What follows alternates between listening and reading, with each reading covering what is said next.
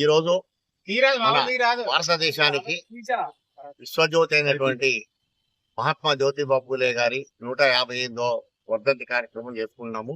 Mahatma Jyotirao Phule ideology society ఆధ్వర్యంలో ఇక్కడ పాల్గొన్నటువంటి ఈసీ కులాల సమన్వయకర్త కత్తి నెహ్రూ గారు, అలాగే మాదిగ హక్కుల దండోరా రాష్ట్ర అధ్యక్షులు కురిపల్లి శ్రీనివాసరావు గారు, తెలంగాణ మాల మహానాడు జిల్లా అధ్యక్షుడు తెలంగాణ శ్రీను, అలాగే సోమేశ్వరరావు, శైలేశ్వరరావు, నరసింహపతి గారు వీళ్ళందరూ హాజరయ్యారు. ఈ కార్యక్రమానికి అధిక సంఖ్యలో హాజరైన వారందరూ ముందుగా ధన్యవాదాలు తెలియజేస్తూ, మనకి జ్ఞానం బోధించినటువంటి మొట్టమొదటి ప్రబుద్ధుడు మన జ్యోతిరావు పూలే గారు.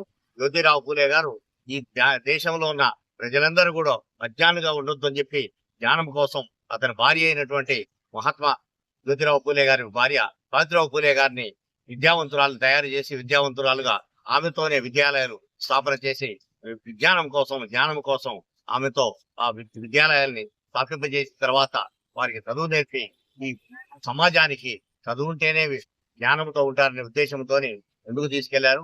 ఆమె మనకి ప్రథమ విద్యావేత్త, ఆమె విద్యావంతురాలు కావటం వలన మనకి మొదటి ఇక్కడ టీచర్ గా అంటే ప్రధాన ఉపాధ్యాయులుగా పనిచేశారు.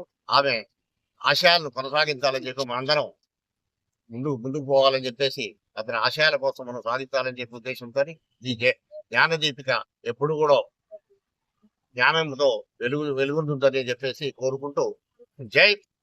పెరుగు వెంకటరమణ యాదవ్, తెలంగాణ బీసీ చైర్మన్ని. ఈరోజు 130వ వర్ధంతి మహాసభను 135వ వర్ధంతి సభను విజయవంతం చేస్తున్న బీసీ ప్రముఖులకు మరియు ఎస్సీ ఎస్టీ మైనార్టీ ప్రజలందరికీ కూడా ధన్యవాదాలు తెలియజేస్తూ, మనం మన మూలవాసులందరినీ కూడా ఒక లెక్క ప్రకారం తీసుకోవాలి. ఎందుకంటే మన వాళ్ళు ఏం చేశారు, మనం ఏం చేస్తున్నాం అనే దాంట్లో మన బీసీలందరూ కూడా దాన్ని తీసుకోవాలి. ఎందుకంటే ఎస్సీలందరూ కూడా పూలేని దేవుళ్ళలాగా పూజిస్తున్నారు. అంటే ఆ రోజులలో మొత్తం ఎస్సీలకు కానీ ఎస్టీలకు కానీ నాయకత్వం వహించింది బీసీలే. ఎందుకంటే మహాత్మా జ్యోతిరావు పూలే కావచ్చు, నారాయణ గురువు కావచ్చు, అదేవిధంగా ఛత్రపతి సాహు మహారాజ్ కావచ్చు, పెరియార్ కావచ్చు, మన తమిళనాడు రాష్ట్రం. కానీ ఈరోజు మనం అందరం కలుపుకొని పోవట్లేదు. ఆ రోజు కింద కులాలని ప్రేమించడం తెలిసిన బీసీలు ఈరోజు ప్రేమించడానికి కొద్దిగా ఇబ్బందికరంగా ఉంటుంది. అక్కడక్కడ కొద్దిగా వివక్ష జరుగుతుంది. ఈ మధ్యన జరిగిన మన నెల్లూరులో జరిగిన ఒక చిన్న సంఘటన, అది మనం అందరం కూడా గ్రహించాలి. ఎందుకంటే మన ఎస్సీ మాదిగల్ని మన హక్కును చేర్చుకొని మనం చాలా జాగ్రత్తగా ఉండాలని కోరుకుంటూ ఈ అవకాశం పెద్దలందరూ ధన్యవాదాలు. భారతదేశం తరతరాల నుంచి అణచివేతకు గురై వలసవాదుల పాలనలో నిరక్షరాస్యులుగా ఉన్న ఈ భారతదేశాన్ని మొదటి వైతాళికుడు జ్యోతిబావు పూలే. తన కుటుంబం, తన తల్లిదండ్రులు అందరూ కూడా వద్దురా యుద్ధాలు అంటే కూడా ఇంటిని వదిలేసి తన భార్యను సైతం ఈ సమాజానికి త్యాగంగా ఉపాధ్యాయులను చేసి ఇక్కడ అగ్రవర్ణాలు అనబడే బ్రాహ్మణుల మహిళలకు కూడా విద్యను నేర్పిన గొప్ప త్యాగమూర్తి పూలే. ఆయనే ఈ జాతిలో పుట్టడం మేము గర్వంగా భావిస్తున్నాం. ఎప్పుడో వేల సంవత్సరాల క్రితం ఉన్న బుద్ధుడు ఆయనను ఫాలో అవుతున్న పూలేని ఫాలో అవుతున్న అంబేద్కర్ మాకు ఆదర్శులు. ఈ భారతదేశం మూల నివాసులది, బహుజనులది.